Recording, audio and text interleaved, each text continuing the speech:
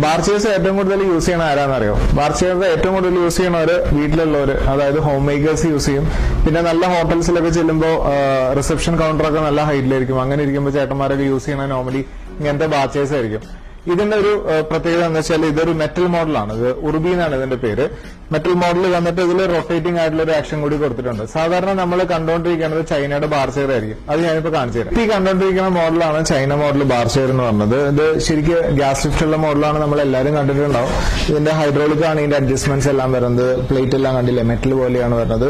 ഇപ്പോ stainless സ്റ്റീലാണ് normally model വരെ, പക്ഷെ CR കോട്ടിംഗ് ആയിരിക്കും. ഇതിന്റെ ഒരു പ്രശ്നം എന്ന് വെച്ച് കഴിഞ്ഞാൽ കുറച്ചു കാലം കഴിയുമ്പോഴേക്കും ഇതിന്റെ ക്രോമിയം പൊട്ടി തുടങ്ങും. പിന്നെ കാണാൻ തീരെ ഭംഗിയുണ്ടാവില്ല. പിന്നെ ഗ്യാസ് ലിഫ്റ്റിന്റെ ലീക്ക് പെട്ടെന്ന് വന്നു തുടങ്ങിയാൽ പിന്നെ ഇത് യൂസ് ആൻഡ് ത്രോ മെറ്റീരിയൽ ആണ്. ഇതൊന്ന് മാറ്റിക്കളയാന്നുള്ളൂ. അപ്പൊ ഇമ്പോർട്ടഡ് ബാർ ചെയറിനേക്കാളും ഏറ്റവും കൂടുതൽ നല്ലത് മെറ്റലിന്റെ കാര്യം എന്താണെന്ന് പറഞ്ഞാൽ നിങ്ങൾക്ക് മനസ്സിലായല്ലോ. ക്രോം ഒന്നും ഇളകി പോവില്ല. ബാർ ചെയറിന് ഗ്യാസ് ലിഫ്റ്റിന് പ്രശ്നങ്ങൾ കാര്യങ്ങളൊന്നും വരില്ല. കാരണം ഇത് സ്റ്റിഫ് ആൻഡ് സ്റ്റഡി ആണ്. മെറ്റൽ മോഡലാണ് എല്ലാം വരുന്നത്. പുഷ്യനും അത്യാവശ്യം നല്ല കംഫോർട്ട് കൊണ്ട് ഇരിക്കാൻ, ബാക്കിലേക്ക് ചാരി ഇരിക്കാൻ പറ്റും.